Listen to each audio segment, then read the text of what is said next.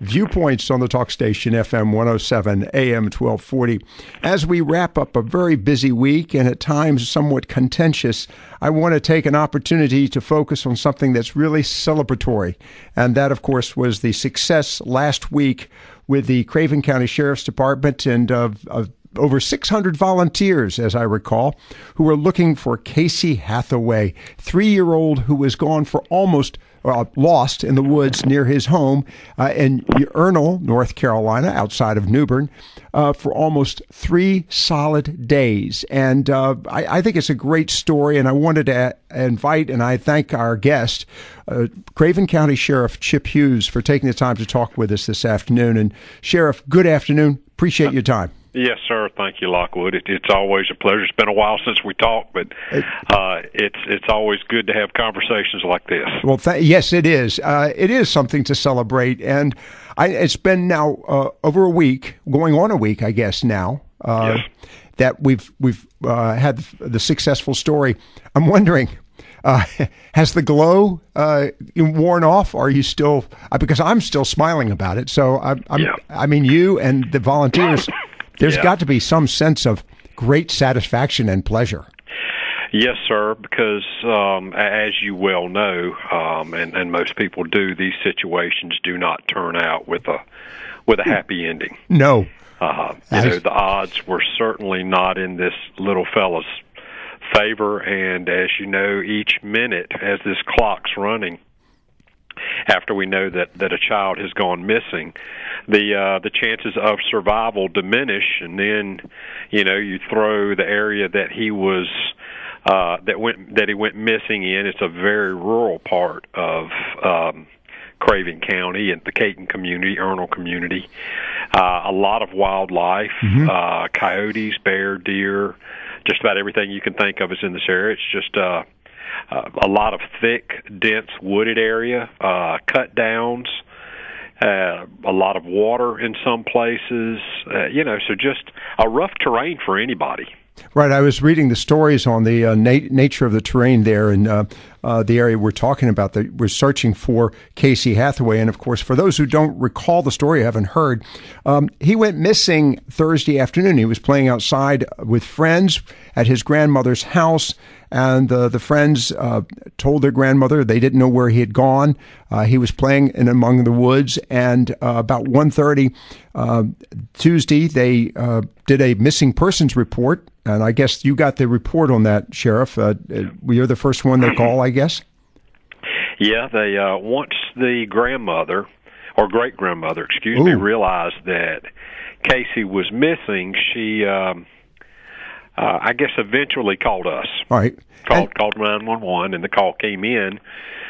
What we thought initially when she made the call was that he had been missing for about 45 minutes. As we, worked this investigation, it was a little bit longer than that, we feel like. So Casey did have a head start on us. Right. When he ventured into the woods that afternoon, he had been playing with his sister and a friend. The sister and friend came in the house sometime later. Great-grandma realized that he was missing, got some friends, family to start looking the area. And then I guess, once they were not successful, they called us. We had a very quick response. And it's, Lockwood, it's one of those calls that as a law enforcement officer, you cringe when you hear it come over the radio. Right, right. It's not a car collision or, it is a missing child. Yeah. And we all know that, when you hear of these things, when they make the news, very, very rarely is it a happy ending. It usually turns up where the child was abducted and, ultimately, they don't survive. Right. It's the numbers, and that's what it is. This one, we got the call. We quickly made our way over there, kind of found out, trying to find out more about it. What's he wearing? We need pictures. And then just, talking with family, friends, doing a canvass of the neighborhood. And as we realized that he had such a jump on us and the area that we were having to cover, it was apparent to me and some of my command staff that we immediately needed to call in additional resources because this was going to take much more than what I had readily available at my office. Right. So we immediately called the State Bureau of Investigation and the Federal Bureau of Investigation. I did want the FBI here immediately. We called them out of Charlotte. They actually had a few agents in Jacksonville. That was they were wrapping up some training, so they reported up here right away. And the reason why I wanted them is because they have the playbook on missing and exploited children. Right. And Lockwood, we did not have time in this case to reinvent the wheel. Right. We did not have time to put formal processes and procedures in place, given what we were dealing with. I knew we had about 2 hours. Once we got the call, about 2 hours or 3 hours of daylight left. And then, when you throw the nighttime into it, the temperatures that were going to drop into the mid-20s, that just escalated the importance of hitting with all 8 cylinders on this thing coming right out of the box. And, I cannot thank the community enough, because when I put the call out through the media and I said, listen, any leads, any sounds you might hear that remotely sounds like a child calling for help or crying, I want you to call our office or our command post. Here's the numbers. And the media was huge in that. They were such a big help. And no call or no lead was insignificant. I said, please call, even if you think you might have heard something. Wow. And the calls started pouring in, as did the volunteers to help search this area. Yeah, I saw one story where, in fact, you had so many volunteers, which is a real credit to those volunteers that, managing a large crowd is difficult, so you had to turn some of them away. But the volunteers, and I say that at the outset of this because I'm confident you want 2,000 volunteers. You may not be able to use all 2,000 at one swell swoop, but that's my description, fell swoop. But at the same time, you need to have those resources readily available if you need to call on them. Yeah, immediately I called in for air support from the State Highway Patrol, the State Bureau of Investigation, Marine Fisheries, and Wildlife Resource Commission. Wow. All of them were just, huge help. And, of course, they sent their resources right away. But you also have to consider having to carry this type of operation out long term, and seeing it through to the end. And in order to do that, you have to have adequate resources. And when we're talking about searching 1,000 acres, right? It wasn't just a very small block that was contained, and he's just a 3-year-old. He's not going to cover a whole lot of territory. A 3-year-old can cover a lot of territory in 45 minutes to 2 hours, which is what we were playing with, we thought, in regards to how big of jump he had on us. And the other aspect of it, a 3-year-old, not a very large target, very difficult to find. Well, you did that Tuesday, then came Wednesday morning, and of course it was cold and wet. Yes. Then all day Wednesday, then Wednesday night. There's somewhere in there, Sheriff, and again, Sheriff Chip Hughes with us this afternoon, just chat about the successful recovery of Casey Hathaway last week, a week ago, as a matter of fact. There's a point there, Sheriff, where things are beginning to look pretty bleak, even from your perspective. How did you maintain a sort of positive attitude? Because that's important for the parents as well as friends and family. It was, so we had constant contact with the parents, obviously, and the family, who were being extremely cooperative. Excuse me, and that's not always the case in these situations, but they were being extremely cooperative and trying to get us as much information about his behavior, toys he played with last, once again, drilling down on the clothes he was wearing. It was very important for us to know how thick the jacket he was wearing was, whether or not he in fact had socks on because of the temperatures and all that. But as we moved on and this clock was running and it wasn't in our favor, we were thinking down the road, like, at what point do we do this and do this? And our commitment to the family from my office anyway was, we are going to be here. We're not going anywhere. We're going to find your son, and we're going to be here to the end. So we were going to stand fast by that. However, there was going to get a point, like Thursday morning, going into Thursday morning, we had just wrapped up nighttime operations, and we were getting ready to transition into daytime searching operations. And, I'm sitting there with these FBI agents, and, they know, just given the large amount of these operations that they've been through, most of which, did not turn out good. They're like, by the book, here's what we're looking at, as far as survival rates. And, we were at about 25% Thursday morning.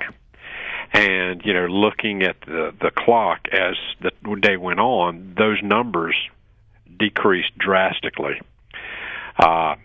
So when we were going into Thursday evening, we were in the single digits as a survival rate, which was, it was one, it did drive us to go even harder, but we did realistically have to look at that data. But once again, making additional pleas to the media to get this information out, and the fact that no call, no lead, was insignificant, and we want you to call in and give us whatever you've got, and that's ultimately how we got Casey. Right. Someone heard what sounded like a child in the woods. Yeah, a child crying. And they reported it. They did. And one of your search crew? Yeah, we were there. We had a couple deputies and a search crew member were there immediately.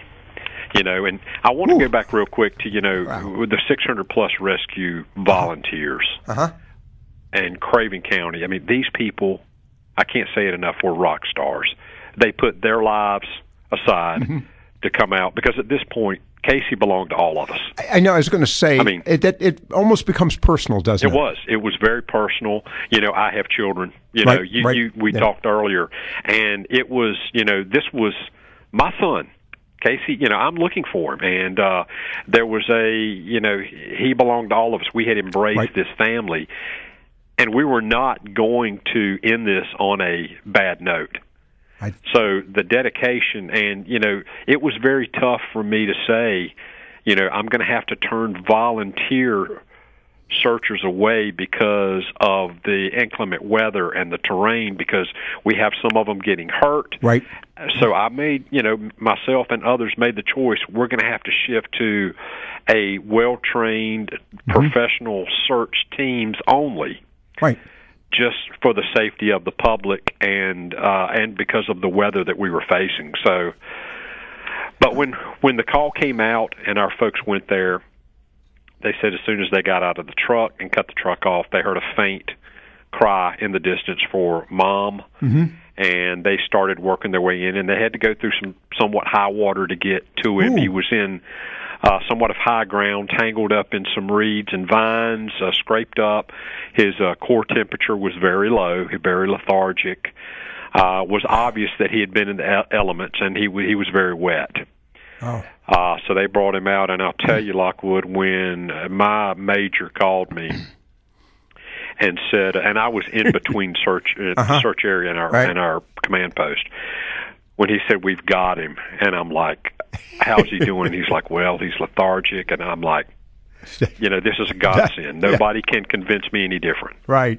No, I'm smiling, recognizing the great miracle that, and that's what I'm describing it as, a great miracle, and we won't get into the issue, of course, to the fact that Casey laid claim to the fact that a bear was taking care of him. We'll leave, and I'm just going to leave it at that. I think it's plauzible, in my opinion. And Lockwood, his mother came out of the emergency room and just said, "Sheriff, folks, I just want to let you know, Casey said for the past couple of days a friend of his was a bear in the woods."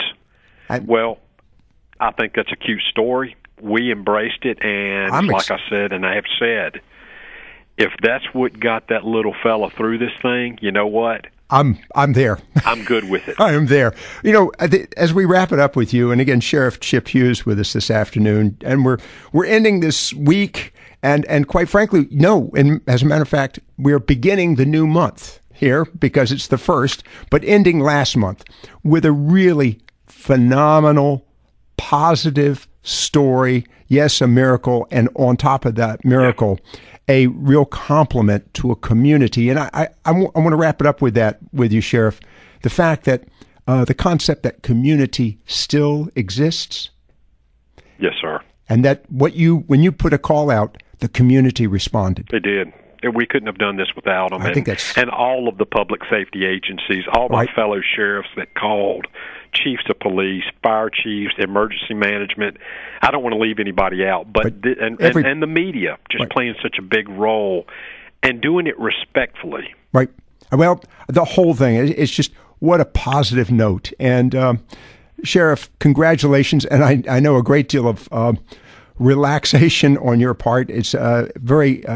I can't understand, frankly, the tension that you experience in something of this nature. And unfortunately, it sometimes is a daily activity. But congratulations to you. Thank you. Thank you so much. Well, congratulations to the community. And gosh, well, enough said about the young man and his family. I know that they're very, very excited and pleased. And by the way, I assume he's back with his family at this point? He is. He came by the office today to pay a visit. He's doing really well. Sheriff Chip Hughes with us this afternoon. Sheriff, thanks for your time. We appreciate it here. Yes, sir. Thank you. Viewpoints on the talk station, FM 107, AM 1240.